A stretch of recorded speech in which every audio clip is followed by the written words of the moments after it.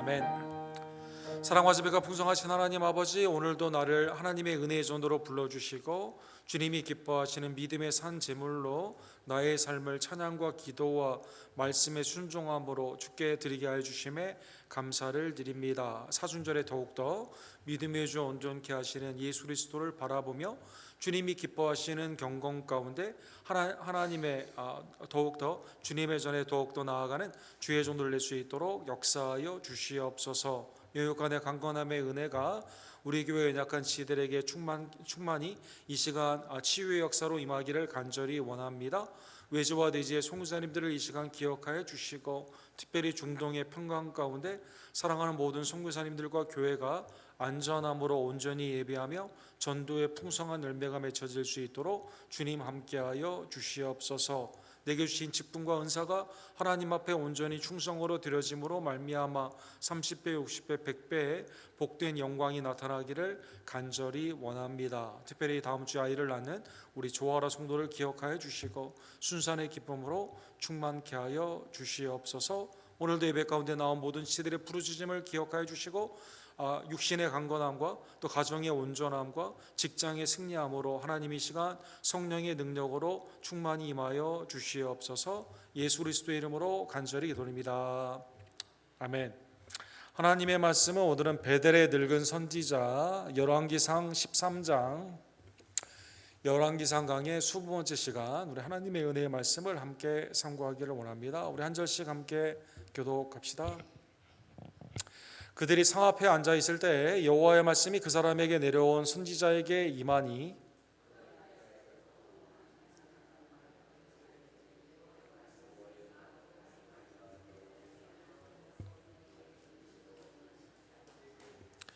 돌아와서 여호와가 너더러 떡도 먹지 말고 물도 마시지 말라 하신 곳에서 떡을 먹고 물을 마셨으니 내 시체가 내 조상들의 묘실에 들어가지 못하리라 하셨느니라 하니라.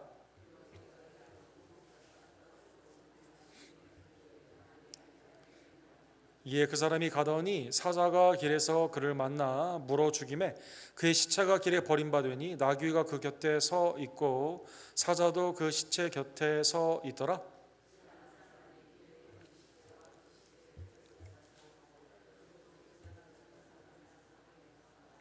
그 사람을 길에서 데리고 돌아간 선지자가 듣고 말하되 이는 여호와의 말씀을 어긴 하나님의 사람이로다. 여호와께서 그에게 하신 말씀과 같이 여호와께서 그를 사자에게 넘기심에 사자가 그를 찢어 죽였도다 하고,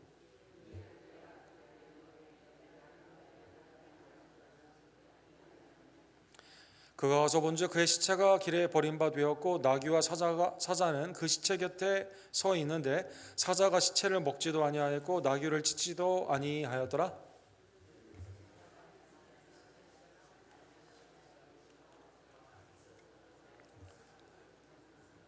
곧 그의 시체를 자기의 묘실에 두고 오라 내 형제여 하며 그를 위하여 슬피 우니라.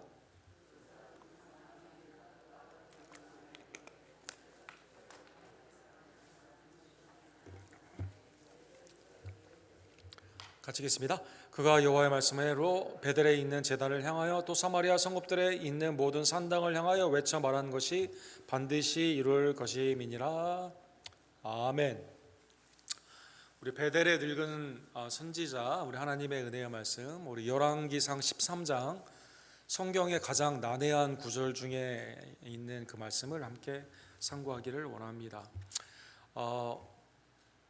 그 작가들이 쓰는 그 시대의 정신이라는 것이 있죠. 많은 분들이 이제 글을 쓰지만 그 시대 정신을 잘 이렇게 표현한 것에 대해서 해마다 이 노벨 문학상이 그러한 관점에서 시상을 하게 됩니다. 미국에도 노벨 문학상을 받으신 몇 분이 계시죠. 그 중에 우리가 잘 아는 성경의 주제를 가지고 그 대공황기에 미국의 1920년대와 30년대를 이렇게 다룬 분노의 포도라는 소설을 쓰신 존 스타인백이라는 분이 계십니다. 우리에게는 그 헨리 폰더라고 하는 유명한 배우가 이걸 이제 주연을 하면서 흑백 영화인데 아카데미도 이제 굉장히 많이 받았던 그러한 영화가 됩니다. 미국의 20년대와 30년대, 1900년대 이 시대의 정신을 잘 보여준 그러한 것이라는 것, 그러한 점에서 노벨 수상자로 이렇게 정하게 된 것이죠. 분노의 포도, 여러분 책이나 영화를 읽으신 분들은 아시겠지만 굉장히 어려웠던 남부의 농부의 가뭄이 들고 또 누명을 써가지고 감옥에 갔다가 왔는데 먹을 것이 없는 그러한 상황 가운데 캘리포니아에 가게 되면 먹을 게 많이 있다라는 것 가운데 이제 캘리포니아에 가게 됩니다. 상당히 지금과도 비슷해요, 여러분. 캘리포니아 가게 됐는데, 그런데 거기에서도 역시 어려운 일이 생기게 되면서 나는 열심히 일하고 정직하게 살기를 원하지만 사회의 구조상 이게 되지 않는 그 미국의 당시 대공황기에 가난한 사람들의 심령을 잘 드러낸 작품이 이제 마음 가운데 하나님이 분노의 포도 틀에서 이제 진노의 포도주를 주지 않습니까? 그 주제 가운데 이 사회의 전체적인 잘못된 부조리를 굉장히 잘 나타낸 그러한 소설입니다. 계시록 14장 19절을 이 존 스탠백이 읽으면서 이게 이제 하나님의 진노를 받기에 합당한 미국의 모습이다, 이렇게 띠을 얻었다고 하죠. 천사가 낫을 땅에 휘둘러 땅에 포도를 거두어 하나님의 진노의 큰 포도주 틀에 던짐에 성 밖에서 그 틀을 밟히니 틀에서 피가 나서 마을 굴레까지 닿았고 1600 스타디온에 퍼졌더라. 미국이 그 당시에 탐욕주의 가운데 이 사람이 무시가 되고 완전히 돈이 우상이 되는 당시의 모습 가운데 하나님의 진노를 받기 합당하다, 이 띠으로 이 소설을 지었다고 합니다.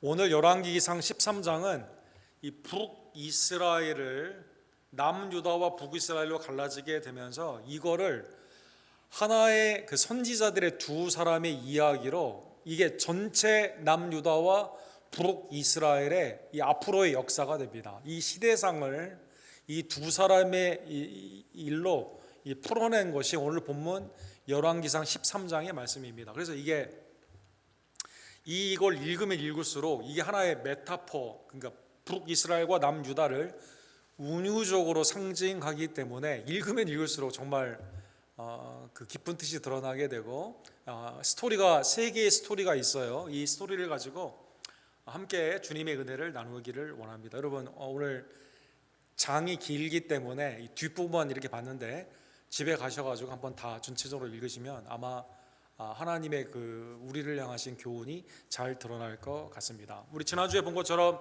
여로보암이 이제 북이스라엘의 왕이 되었죠. 10지파를 받았기 때문에 땅도 너무 좋고, 그 다음에 사람들도 워낙 많고, 그 다음에 이제 하나님께서 이 사람을 향해서 선지자를 통해 예언의 말씀이 이루어지기 때문에 이 사람은 앞으로 솔로몬이나 르호보람처럼 하지 않고 하나님의 말씀을 붙잡고 나아가면 되는 너무나 좋은 약속이 앞에 펼쳐져 있었습니다. 그런데 이 사람이 어떻게 하죠?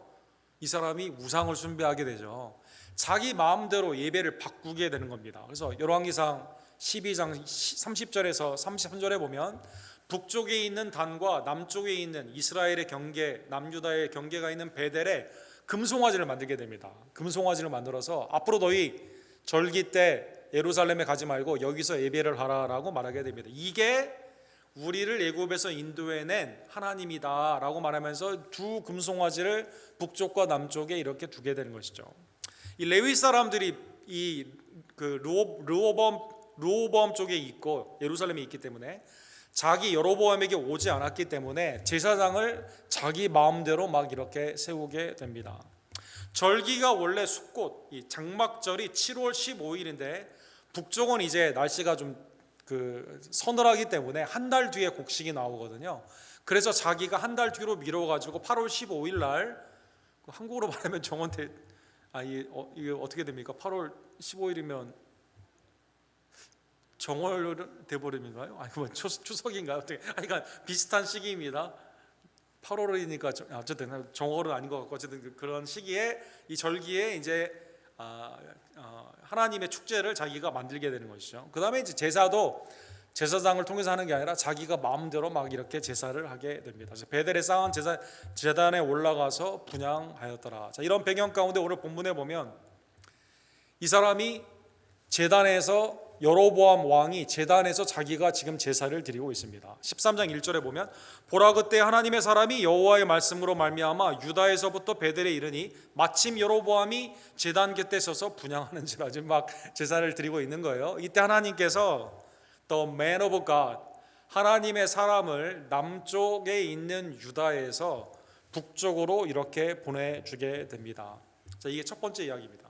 이 사람이 여로보암과 만나서 하나님의 말씀을 이제 대언을 하게 되는 것이죠. 성경에 보면 The man of God, 하나님의 사람이라고 하는 이 명칭은 아주 걸출한 사람들에게만 붙어 있습니다. 구약에는 모세, 엘리야, 엘리사, 사무엘, 다윗, 시편 90편에 보면 하나님의 사람 다윗의 시편이다 이렇게 제목이 나와 있는데요. 다 구속사에 아주 걸출한 사람이에요. 그런 면에서 이 사람도 상당한 하나님의 이제 남유다에서 북유다로 지금 갈라진 상태에서 왕을 만나서 예언을 해야 되기 때문에 상당히 영향력이 있는 하나님이 보낸 그러한 선지자다라는 것입니다. 신약에는요, 하나님의 사람이다라는 것이 딱 한 사람에게만 쓰임을 받죠. 바울 사도가 디모데전서 6장 11절에 보면 너 하나님의 사람 디모데에게 너 하나님의 사람아 이렇게 말하는 말씀이 나와 있습니다. 어쨌든 하나님의 사람, 구속사에 귀히 쓰임 받는 이 사람이 지금 베델에서 자기 마음대로 우상을 만들고 자기 마음대로 제사를 드리고 사람을 세우는 이 여로보암에게 가서 지금 하나님의 말씀을 선포하게 되는 것입니다. 선포의 내용은 이 예배는 온전한 예배가 아니기 때문에 하나님이 심판하신다라는 것입니다. 그런데 놀라운 것은 제단아 2절에 보면 제단에 대해서 예언을 하게 되는데 여호와께서 이와 같이 말씀하시기를 다윗의 집에 요시아라 이름하는 아들을 낳으리니 그가 내 위에 분향하는 3당 제사장을 내 위에서 제물로 바칠 것이요 또 사람의 뼈를 내 위에서 살리리라 하셨느니라. 제단을 향해서 예언을 하는데 앞으로 다윗의 가문에 요시아라는 사람이 오게 되는데 이 사람이 요시아 왕이 종교개혁처럼 개혁을 해가지고요 산당에서 우상숭배를 하는 사람들을 심판을 하게 되고 하나님의 예배를 회복시킨다라는 예언을 하게 된 겁니다. 그러면 오늘 본문은 열왕기상 13장 아닙니까? 요시아가 등장하는 거는 열왕기상 21장이에요. 약 300년 정도 후가 됩니다. 그러니까 이 예언이 대단한 거죠.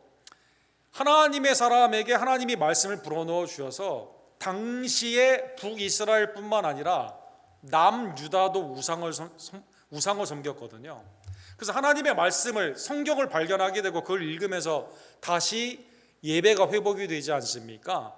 그래서 이 말씀을 정확히 앞으로라고 그냥 미래에 대한 그냥 어설픈 시기를 말한 게 아니에요. 딱 한 사람 찍어가지고 요시아를 통해 이렇게 일어나게 된다 이 말씀을 한 거죠. 이 예언이 또 놀라운 것이 북이스라엘뿐만 아니라 남유다도 당시에 산당에서 예배를 드리고 있었는데 개혁이 요시아를 통해 일어나게 된다는 것입니다. 이 말을 하면서 징조를 말하게 되는데 징조가 실제로 일어나게 됩니다. 제단이 갈라지게 됩니다.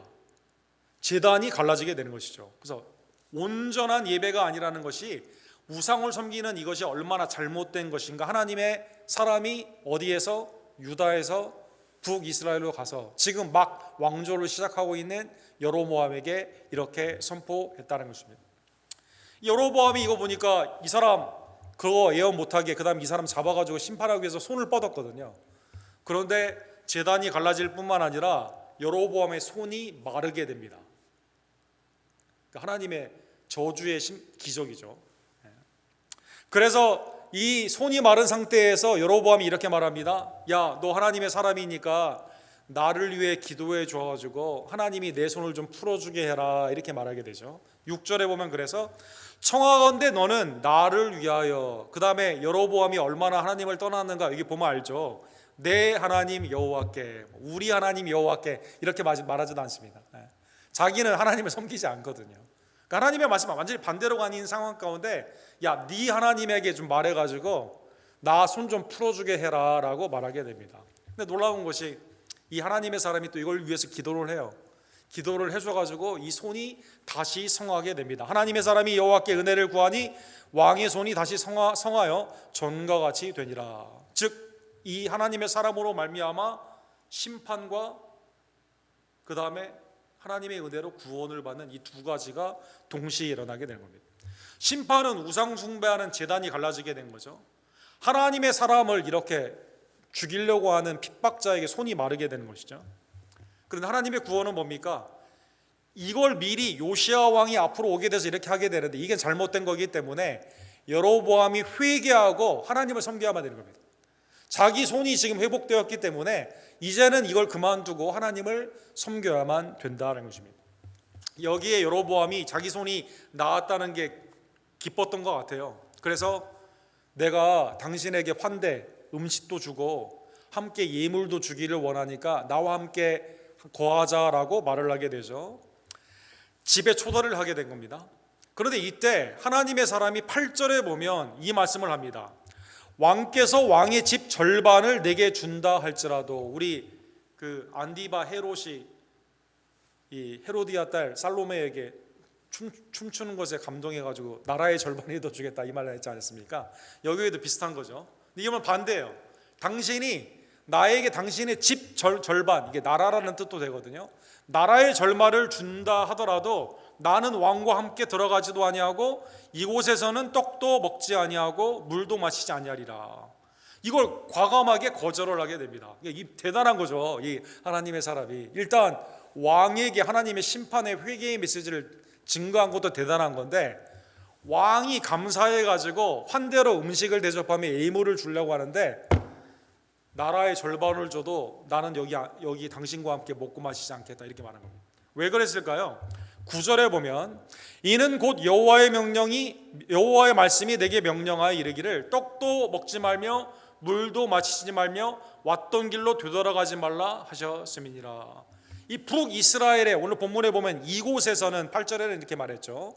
그 다음에 여로보암과 더불어 사람들, 그러니까 북이스라엘에게는 하나님의 메시지만 증거하는 거지 거기에서 음식을 보면 교제가 일어나지 않습니까? 이거 절대 하지 말고 말씀만 증거하고 오라라는 것입니다. 그래서 이곳에서는 먹고 마시지 말라고 했기 때문에 나라의 절반을 준다 하더라도 내가 당신과 함께 먹고 마시지 않겠다, 환대를 거절하는, 그러니까 담대한 선포뿐만 아니라 감사한 사람의 환대까지, 그것도 왕이에요, 거절을 하고 이제 돌아가게 되는 것입니다. 자, 이게 첫 번째 에피소드 이야기입니다. 첫 번째 이야기. 두 번째 11절에 보면 베델에 한 늙은 선지자가 있었다 이렇게 나와 있습니다. 그러면 북이스라엘이 시작된 지가 얼마 안 되고 이 사람은 나이가 들었기 때문에 전에는 북이스라엘 남유다 갈라지지 않았을 때지 않습니까? 그러니까 선지자로서 사역을 하게 되었는데 이게 지금 왕조가 새로 시작되게 되면서 베델에서 지금 악한 우상 숭배가 일어나고 있는 거예요. 그런데 이 사람은 여로보암이 그 분향을 할 때 여기 안 갔습니다. 당연히 그렇겠죠. 자기는 하나님 선지자로 하나님의 말씀 앞에 온전한 예배가 아니니까 거기 안 갔죠. 그런데 아들이 거기 있었어요.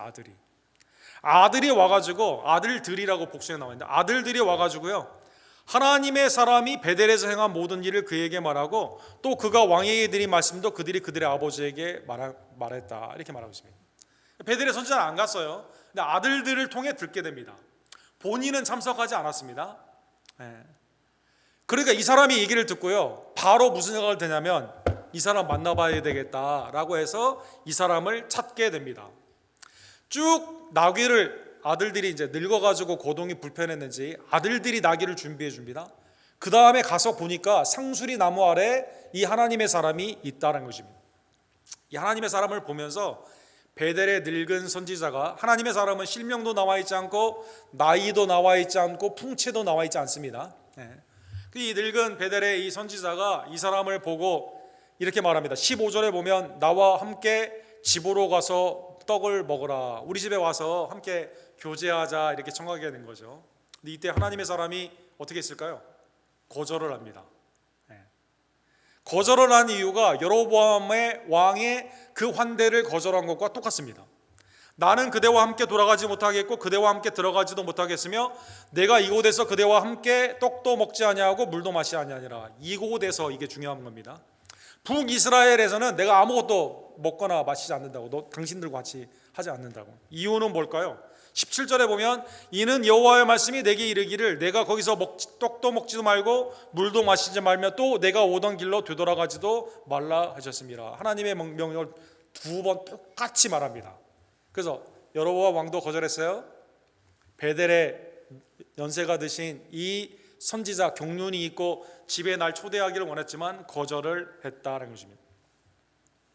근데 이 베델의 이 늙은 선지자가요, 여기에서 멈추지 않고 다시 강권을 하게 됩니다. 18절에 보면 강권을 하는 내용이 이렇게 되어 있습니다. 나도 그대와 같은 선지자라. 야, 나는 지금 선지자 한 지 얼마 된 줄 알아? 경륜이 얼마나 오래됐는데. 야, 모르겠습니다. 나이 차가 얼마나 됐는지 모르겠지만 내가 오라고 하면 같은 동료 선지자인데 할 말도 많고 얼마나 교제할 게 많겠냐. 내가 이렇게 초대하는데 와라 이렇게 말합니다. 첫 번째는 나도 선지자다 이렇게 말합니다. 두 번째는 뭘까요? 내가 이렇게 하는 것은 계시를 받았기 때문이다. 천사가 여호와의 말씀으로 내게 이르기를 그를 내 집으로 데리고 돌아가서 그에게 떡을 먹이고 물을 마시게 하라 하였느니라. 그런데 이거는 뭡니까? 천사가 계시했다고 그렇게 말을 했는데, 자, 속이는 방법이 세 가지죠. 나도 선지자고 천사가 계시했고 그 다음에 연령의 경륜, 늙은 선지자이기 때문에 젊은 사람으로서는 거절하기 매우 힘들어요. 일단 선지자에 대한 존경심이 있지 않습니까?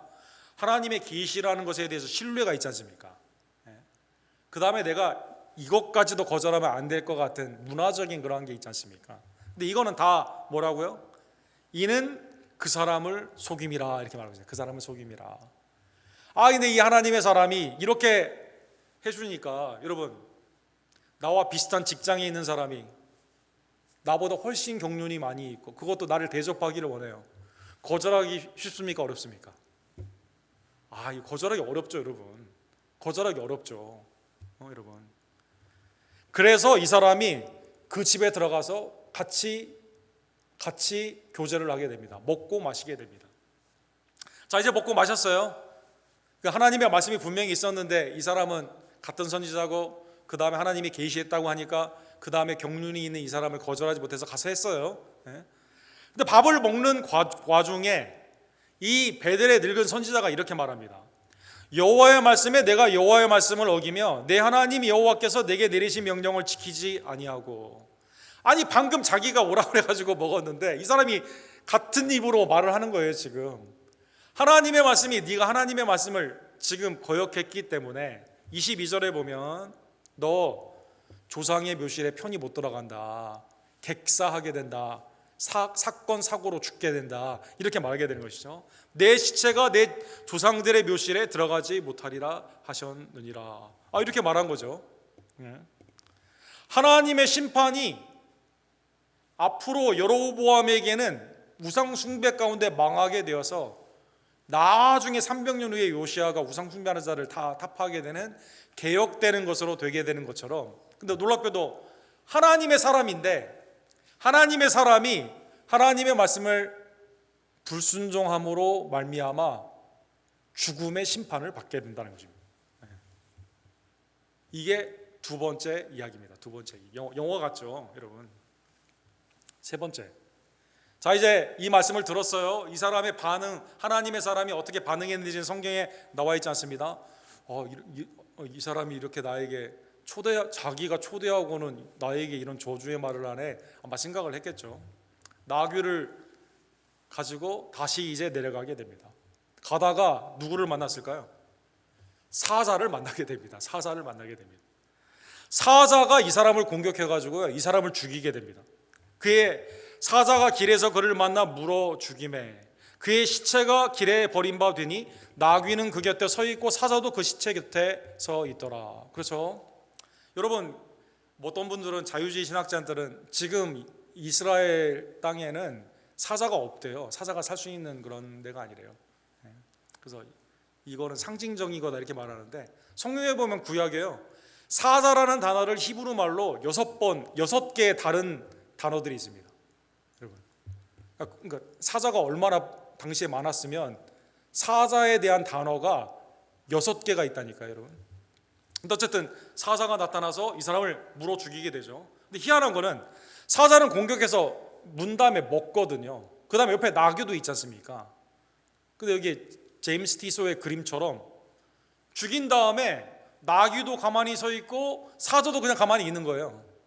그러니까 이 사자는 누가 보낸 거예요? 하나님이 보내신 거죠. 사자는 그냥 죽인 다음에 가만히 있어요. 먹지도 않아요. 나귀를 쫓지도 않습니다. 가만히 있습니다. 언제까지 가만히 있을까요? 늙은 선지자가 이 사람이 죽었다는 것을 소식을 듣게 됩니다. 그래서 나귀를 다시 아들들을 통해 이 안장을 같이 갖게 하고 이 사람을 이 시체를 가지고 찾으러 가게 됩니다. 가보니까 하나님의 사람이 사자를 통해 죽게 된 것을 보게 됩니다. 그리고 사자는 가만히 있고 나귀도 가만히 있는 겁니다. 26절에 보면 이는 여호와의 말씀을 어긴 하나님의 사람이로다. 너무 안타까운 거죠. 하나님의 그 말씀이 네가 조상의 묘에 가지 못하고 죽게 된다는 그 말씀이 실제로 사건 가운데 이루어졌다는 것입니다. 여호와께서 그에게 하신 말씀과 같이 여호와께서 그를 사자에게 넘기심에 사자가 그를 찢어 죽였도다. 슬픔 가운데 애도를 하게 됩니다. 그리고 이 늙은 선지자가 어떻게 하냐면요, 이 사람을 애도하면서 이 시체를 가져다가 어디에 묻냐면 자기의 묘에 묻게 됩니다. 자기의 묘에. 30절에 보면 곧 그의 시체를 자기 묘실에 두고 오라 내 형제여 하며 그를 위하여 슬피 우니라. 그 다음에 자녀들에게 유언을 합니다. 뭐라고 유언을 하냐면 내가 죽으면 이 선지자랑 같이 옆에 합장을 하게 해달라 이렇게 말합니다. 그러니까 유언이 매우 특이하죠. 그 다음에 마지막으로 오늘 본문에 뭐라고 말하냐면 31절과 32절에 보면 왜 그러냐면 이 하나님의 사람의 예언이 북이스라엘과 사마리아에 그대로 이루어지기 때문이다라는 것입니다. 이 사람은 불순종을 했지만 이 사람을 통해 주신 하나님의 말씀이 성취됩니까? 안 됩니까? 성취되게 된다는 것입니다. 자, 이게 세 번째 이야기입니다. 그러면 오늘 본문의 이 말씀은 이게 도대체 일단 해석도 어렵고 나에게 오늘 이거 지금 어떻게 해야 될까, 이게 굉장히 어려운 본문입니다, 여러분. 어려운 본문입니다, 여러분. 그러면 이제 우리 생각해 보겠죠. 누가 참 선지자인가 우리가 생각해 보기를 원합니다. 일단 하나님의 사람, 하나님이 보내심을 받은, 실명은 나와 있지 않지만 선지자로서 담대히 복음을 증거하고, 그렇죠? 회개를 촉구하고, 그렇죠? 그 다음에 하나님의 말씀을 지키기를 원했지만 마지막에 실패한 이 사람, 그렇죠? 일단 하나님의 사람 참 선지자일까요? 계시를 그대로 선포했죠. 순종이죠. 여로보암의 왕의 환대를 거절했죠. 순종이죠. 순종. 근데 이 사람이 실수한 건 뭡니까? 어르신 같은 선지자의 말을 믿었다는 것입니다. 이게 불순종이 된 겁니다. 그러면 이 사람은 참 선지자일까요? 아닐까요? 한번 생각해 보시고, 베델의 늙은 선지자, 이 사람 참 선지자일까요? 아닐까요? 일단 환대를 통해 가지고 이 사람을 미혹하지 않았습니까? 이 사람이 순종하느냐 불순종하느냐 이걸 거짓말을 통해서 미혹을 해서 했거든요. 근데 이 사람이 진짜로 죽었을 때는 어떡하죠? 왜 그랬냐고 그러면서 자기 묘에 묻고 애도를 하고 장례를 치러주고 자기도 거기에 묻히기를 원하고, 이 사람 말은 그대로 이루어진다. 하나님의 말씀이 이 사람에게 있었는데 그걸 이루어진다 이렇게 말하게 됩니다. 성취, 하나님의 말씀, 이 사람이 말한 그 말대로, 하나님이 붙여준 그 말대로 불순종이기 때문에 네가 편안하게 조상의 묘에 들어가지 못한다. 그 말이 그대로 이루어지게 된 거죠. 자, 이 사람 베델의 늙은 선지자 참 선지자입니까? 아닙니까? 부분적으로는 선지자 역할은 다 했습니다. 그러나 완전한 선지자는 아닌 거죠, 여러분. 생각해 보면 구약에 있는 모든 선지자, 아까 하나님의 사람이라고 하는 모세, 온전합니까? 온전하지 않습니까? 온전하지 않죠. 하나님의 사람 시편 90편에 하나님의 사람 모세 시편이다 이렇게 말했는데, 다윗 말했는데, 다윗 온전합니까? 온전하지 않습니까? 온전하지 않죠. 온전하지 않죠. 엘리야, 하나님의 기적과 이적을 많이 일으켰지만 엘리야 온전합니까? 온전하지 않습니까? 온전하지 않죠. 막 죽기를 하고 로뎀나무 안에서 죽기를 원하지 않습니까? 즉 오늘 본문을 통해서 하나님이 우리에게 주시는 말씀뿐만 아니라 온전한 인품 가운데 온전한 선지자는 누구예요? 오직 예수 그리스도밖에 없음을 이 말씀을 통해 알려주신다는 것입니다. 그래서 모세가 시편 18편 15절에 보면 내 하나님 여호와께서 너희 가운데 내 형제 중에서 너를 위하여 나와 같은 선지자 하나를 일으키리니, 그죠? 딱 한 명이 한 명. 너희는 그의 말을 들을지어다, 그죠? 구원과 중보자로서 하나님의 놀라운 이적과 기사 가운데 모세가 출애굽의 은혜 가운데 쓰임을 받았는데 모세 이후에 선지자가 얼마나 많습니까? 그러나 한 명을 바라보라고 하는 거죠. 그 한 명의 말을 우리는 들어야만 된다는 것입니다. 그분은 누구일까요? 그분은 예수 그리스도이시죠. 말씀이 육신이 되어 오신 예수님, 온전한 말씀뿐만 아니라 온전한 진리와 모든 하나님의 은혜가 그분 인품 가운데 모든 삶 가운데 우리의 구원을 향해 그분이 일하셨다는 것입니다. 그래서 변화산상에서 모세와 엘리야가 나타나며 주님이 영광스럽게 변해되는 그때 누가복음 9장 35절에 보면 구름 속에서 소리가 나서 이르되 이는 나의 아들 곧 택함을 받은 자니 너희는 그의 말을 들으라 하고. 그렇죠? 하나님께서 여기 엘리야, 예수님, 모세를 위해서 장막을 짓고 우리 좀 여기서 있을까요? 베드로가 말하게 되었을 때 하나님이 그래 장막 짓고 같이 있어라 이렇게 하지 않고 야 너희는 장막 짓는 게 아니라 중요한 게 있는데 딱 하나죠. 그건 뭡니까? 예수님의 말씀을 들어야만 된다는 거죠. 그래서 오늘 본문의 말씀을 깨달으며 사랑하는 성도 여러분, 여러분과 제가 인정에도 끌리기도 하고 사회의 구조 가운데 같은 직장에 있는 사람은 조금 더 그렇죠. 저도 목사님이나 선교사님 만나면 그렇게 기쁠 수가 없어요. 또 뭐든지 하여간 뭐 말씀하시면 다 들으려고 하는 그런 마음이 있습니다. 근데 문제는 뭘까요? 하나님의 말씀과 벗어나는 것은 그래도 지켜야만 될까요? 그렇지가 않다는 것입니다. 그래서 바울 사도께서 갈라디아서 1장 8절에 보면 그러나 우리나 혹은 하늘로부터 온 천사라도 우리가 너희에게 전한 복음 외에 다른 복음을 전하면 저주를 받을지어다.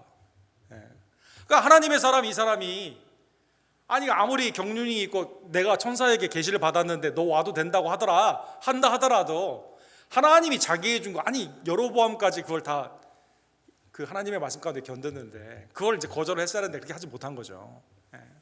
우리가 보게 되면 하나님의 복음이 온전함에도 불구하고 우리 성도끼리는 이게 가능한데 이게 양보해야 되는 그러한 자리들이 막 있지 않습니까? 여기까지 와서 이러냐고. 그렇죠? 뭐 집안에 믿지 않는 사람들이 섞여 있다던가 아니면 우리가 가는 모임 가운데 믿지 않는 사람들이 있으면 거기까지 가서 굳이 뭐 기도나 말씀 그다음에 우리가 하는 대화 가운데 어느 정도 세상에 때를 좀 묻히는 게 오히려 더 낫지 않냐 이런 생각할 수 있지 않습니까? 그 다음에 내가 어떤 자리에 있을 때 나보다 사회적인 지위가 오래 있으면 내가 이걸 거절하기가 매우 어려운 그런 상황도 있을 수가 있거든요. 성경에서 뭐라고 말할까요?